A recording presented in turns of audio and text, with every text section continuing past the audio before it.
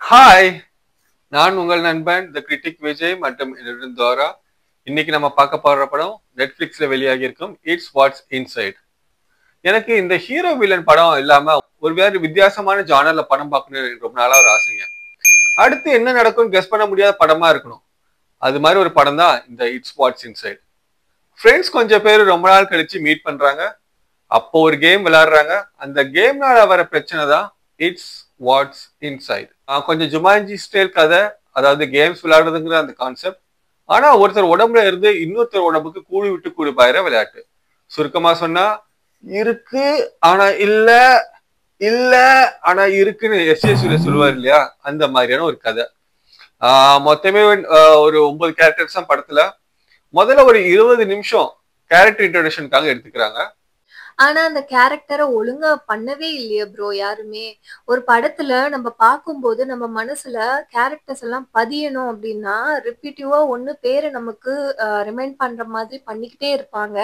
இல்லைன்னா வந்து அந்த கேரக்டரோட ஃபேஸ் நமக்கு காட்டிக்கிட்டே இருப்பாங்க. ஏதோ ஒண்ணு பண்ணுவாங்க. ஆனா இந்த படத்துல ஒரே ஒரு வாட்டி மட்டும்தான் சொல்றாங்க பேரை. ஒரே ஒரு வாட்டி மட்டும்தான் முகத்தை வந்து காட்டுறாங்க. அதுக்கப்புறம் ஃபுல்லா ரெட் லைட் வச்செல்லாம் காட்டுறாங்க ப்ரோ. எப்படிதான் ப்ரோ இந்த படத்தை புரிஞ்சுக்கிட்டீங்க? உண்மைதான் தோரா நீங்க சொல்றது. எனக்கும் அந்த ஃபீலிங் இருந்தது. ஏன்னா இந்த படத்துல கூடி விட்டு கூடு பாடுற கதைன்னு சொல்லும் போது லாஸ்ட் ஒரு 30-40 மினிட்ஸ்ல யார் உடம்புல யார் இருக்கான்ற அந்த பேர் நமக்கு ரொம்ப குழப்பம் வருது. சோ ஆரம்பத்துல அவங்க வந்து எந்தெந்த கேரக்டர்ஸ், அவங்களோட ஒரு சின்ன பேக்ரவுண்ட் ஸ்டோரி சொல்லி இருந்திருக்கலாம். ஒரு 2 கேரக்டர்ஸ்க்கு அப்படி சொல்றாங்க. பட் மீதி இருக்க 6 கேரக்டர்ஸ் நமக்கு புரிய மாட்டேங்குது. எக்ஸாக்ட்லி. இன்னமும் என் மனசுல நல்லா பதிஞ்ச ஒரு கேரக்டர்னு கேட்டா ஃபோர்ப்ஸ். ஏன்னா ஃபோர்ப்ஸ்க்கு வந்து ஆரம்பத்துல இருந்தே ஹைப் பயங்கரமா கொடுத்தாங்க. அந்த கேரக்டர் ரீவைண்ட்ல அந்த ஃபேஸை நம்ம மைண்ட்ல பதிய வைக்கிற மாதிரி பண்ணிக்கிட்டே இருந்தாங்க. வெரஸ் இந்த அதர் கேரக்டருக்கு வந்து எங்கேயுமே இன்ட்ரோடக்ஷன் ப்ராப்பரா இல்ல. சோ எப்படி மைண்ட்ல வச்சுக்க முடியும்? செம அப்சர்வேஷனுங்க. ஆக்சுவலா இதுதான் இந்த படத்தோட மிகப்பெரிய நெகட்டிவ்.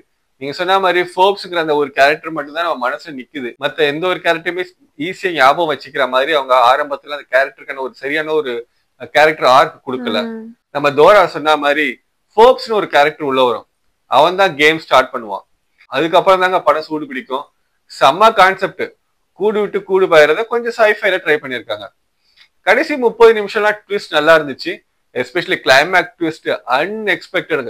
யாராலையுமே கிளைமேக்ஸை கெஸ் பண்ணவே முடியாதுங்க.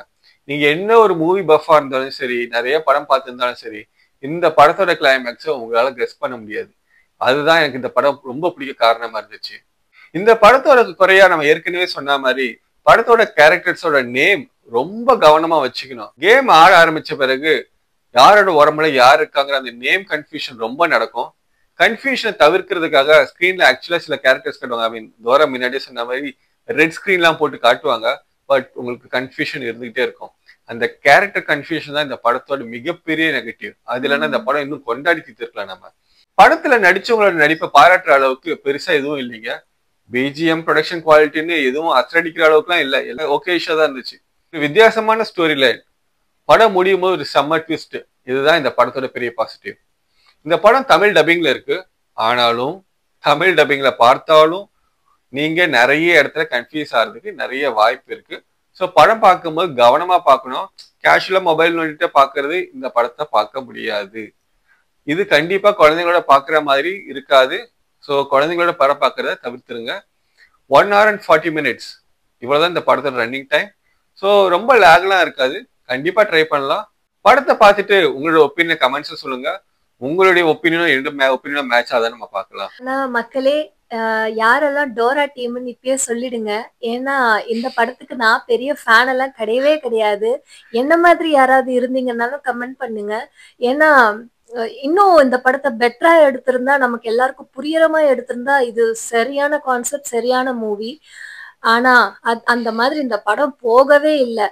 சோ யாரெல்லாம் விஜய் டீம், யாரெல்லாம் டோரா டீம்னு கீழே கமெண்ட் பண்ணுங்க. கண்டிப்பா படம் நல்லா இருக்குன்னு சொல்றவங்க எல்லாம் விஜய் டீம்லயும், படம் நல்லா இல்லைன்னு சொல்றவங்க டோரா டீம்லயும் இருங்க. சோ எத்தனை பேர் டோரா டீம் போறீங்க, எத்தனை பேர் விஜய் டீம் வரீங்கன்னு பார்ப்போம். ஸோ மீண்டும் வேறொரு வீடியோவில் உங்களை சந்திக்கும் வரை உங்களிடமிருந்து விடைபெறுவது நான் உங்கள் நண்பன் தி கிரிட்டிக் விஜய் மற்றும் என்னுடன் தோரா. பாய். பாய்.